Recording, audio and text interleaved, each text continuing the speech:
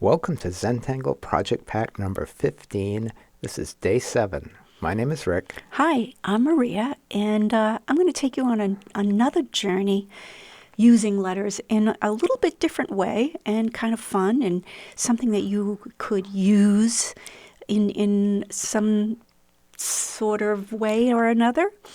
And we're going to work circularly, and we're going to work with the letters repeating, but repeating in their regular form. So it's almost kaleidoscopic here. Yeah, I like that.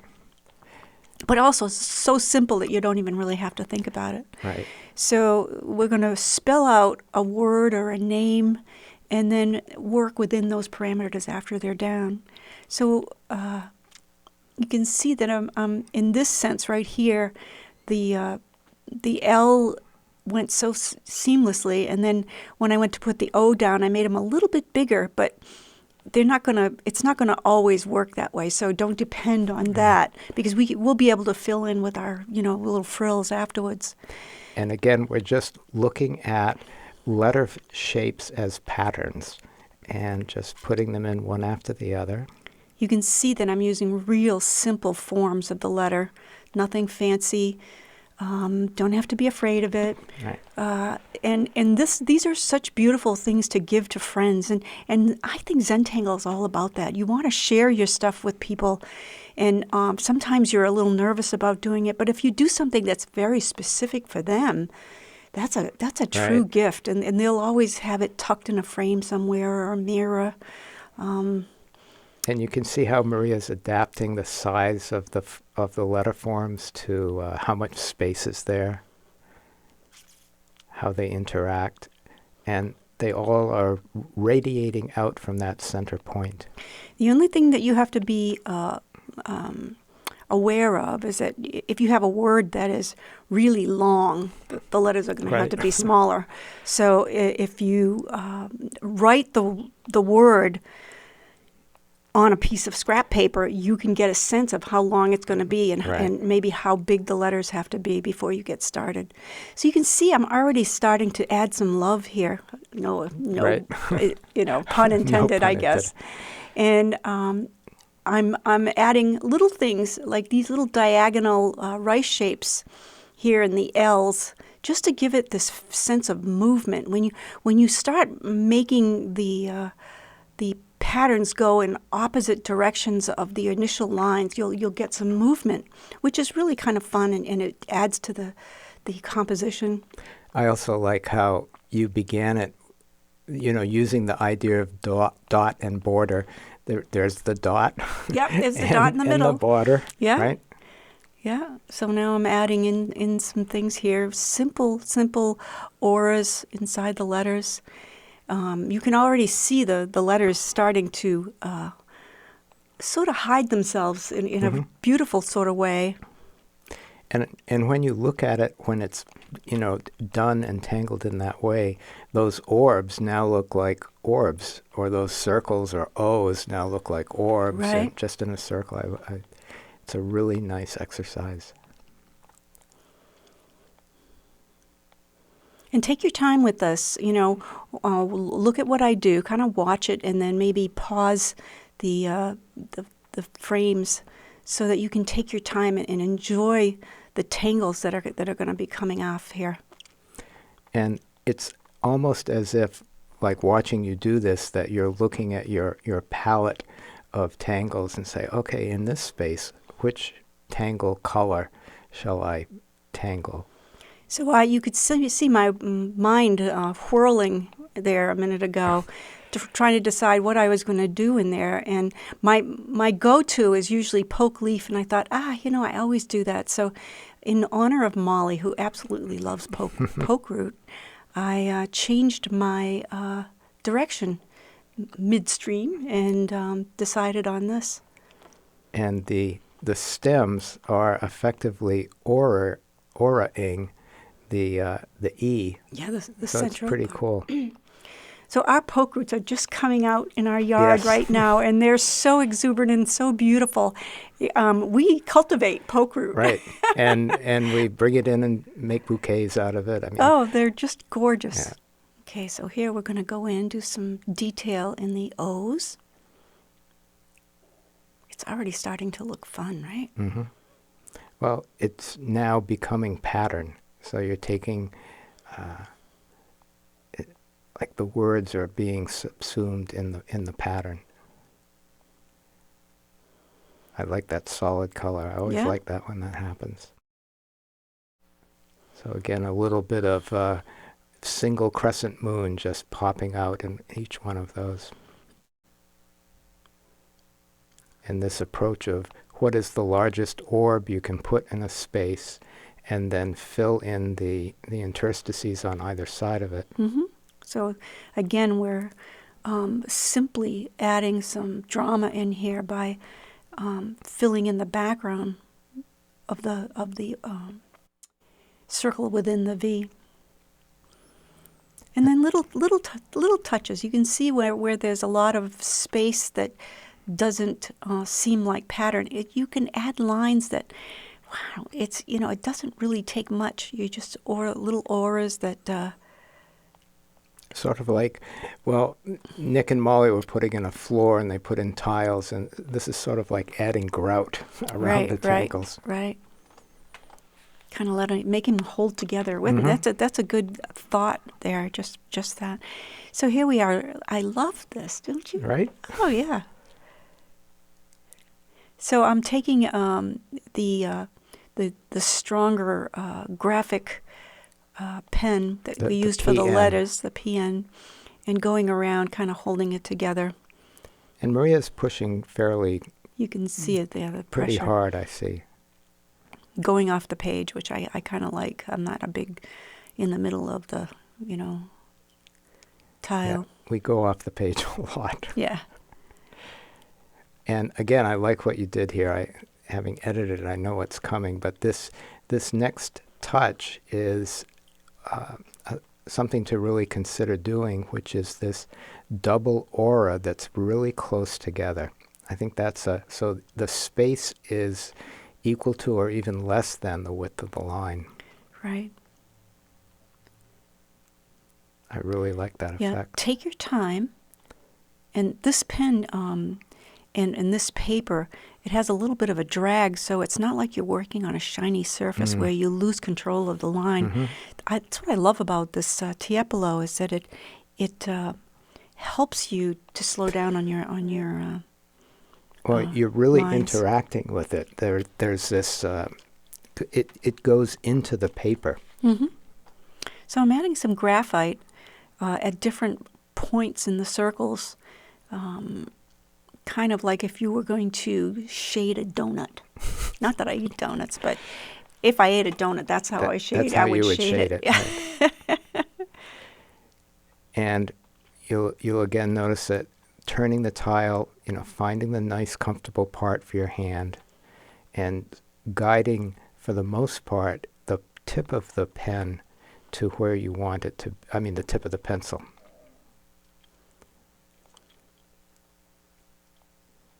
So how you shade it is like what you want to bring out and emphasize. So I'm also putting more focus on the border around the edges by doing this, having it be even more. This Right. is more. And that double aura there becomes even, the gap between it becomes even more bright with the shading up against it.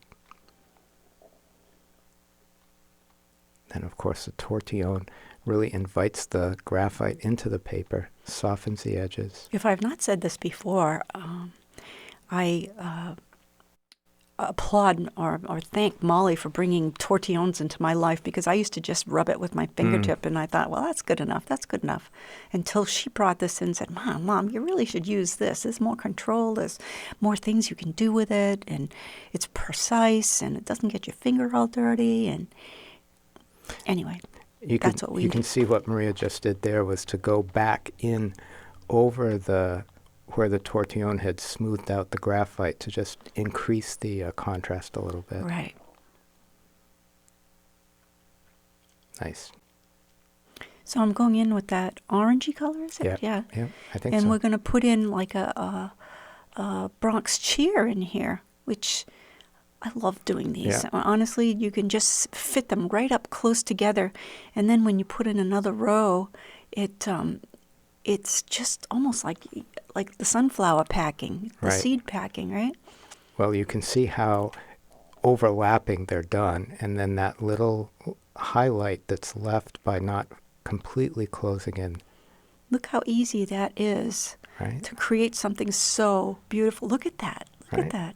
It Little, really shines out. yeah, a little bit of graphite around the edge, and it makes the middle pop out because it's the lighter part. Look at that. Ah, ah, ah. How cool is that? Love you. I like the contrast between the orange and the brown too. That's really sweet. Yeah, yeah. I'm going to hang one of my M's here.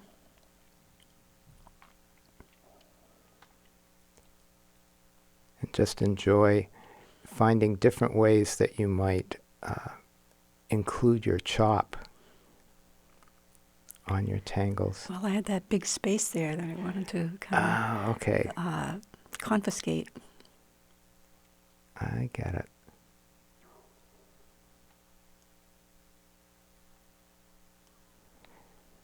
A And- little string. I don't Right. clip my strings when I tie them. Just leave them. I like watching the thought process that you go through, and I think that taking a moment to appreciate where your tile is and then what the next stroke should be is a really nice thing. Just for people to, know you don't have to go right to the next step. So you can see I'm looking at this, and I'm probably squinting and saying, what does this need? Maybe it's not done yet. So I'm going back in and bringing more concentration on the letters. The L's were setting back more so than the other letters.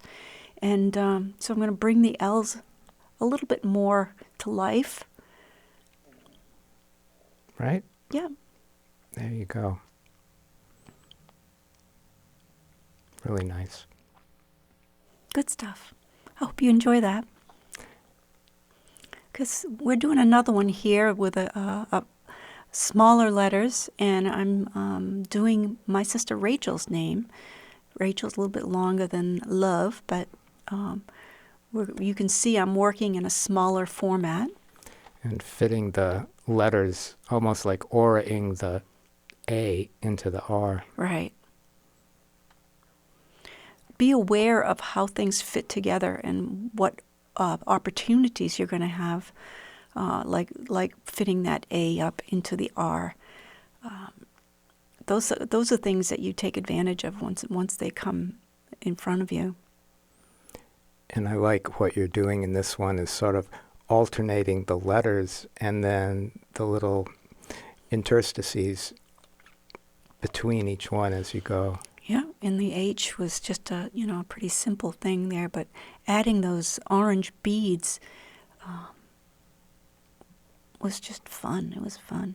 Now I'm just putting a big leaf in there. My poke leaves, I love them because you can manipulate them to fit into pretty much any kind of a space, and I think that's why they were used in ancient manuscripts, is because they could easily fill a background. And it never lost sight of the fact that it was a leaf. Right, because it can go into a corner really nicely, Yeah. whereas like the poke root can only go so far into a corner. Right. So just going around again, the essence of pattern is repetition. And once you pick one thing and repeat it all the way around, it's got this lovely, again, kaleidoscopic effect. I had so much fun doing these. I actually did a bunch of them. I mean, there's never a loss for a word that comes to you, or maybe sometimes somebody says a word to you during the day that has some sort of profound meaning, and you want to think about it more. So you do the word up and tuck it in your own mirror. Give it a gift to yourself. Maria has a small journal that is just dedicated to fun words. Yep, So she'll just to write words. the word and the definition, and of course it's embellished in very beautiful ways. And again, going back to those spaces and what could we add in there to add to the pattern. Hi, Rachel. Beautiful. I'm going to have to tell her to watch. Right. So we're going to shade this one a little bit differently. I'm going putting some graphite where those beads are. So not so much over the letters, but between the letters. And it doesn't show it there, but I'm actually putting down quite a bit of graphite. And then I'm going to one side of the graphite, not to both sides. So now it's gonna be like looking at a ballerina twirling from the ceiling okay. from the ceiling angle. That works. What was that on Jackie Gleason, where they used to have the dancers and they'd have a Right. mirror, a camera on the Right. ceiling, watching them move and twirl and. No, was it Lawrence Welk. Oh man, maybe, I don't know, they had dancers. So now we're using shading, or Maria's using shading as aura, and just having that pencil tip following the previous line.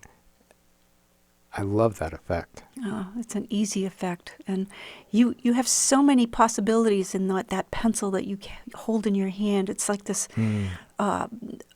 unlimited book that was given to you, Right. or a magic trick.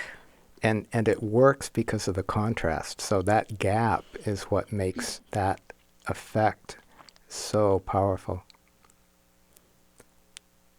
It's like somebody, rough scissor cut the outside around that aura and just put it down. Nice touch.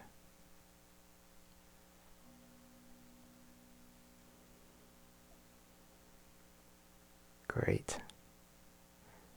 Those last little touches, right? Look at that. Who wouldn't love this, right? Got this Right. in the mail? What a card or a letter. Here's one that says Richard, which I never write. I don't think I have ever said it out loud. Right. I don't think of you as a Richard, but I wanted a longer name there. You could see. So have fun with all this, and hide those treasured characters or letters or words, and Send a letter to someone. send a letter. Send a letter, Maria. How was? Okay, enjoy, and we will see you in the next video. See ya. Bye now. Bye.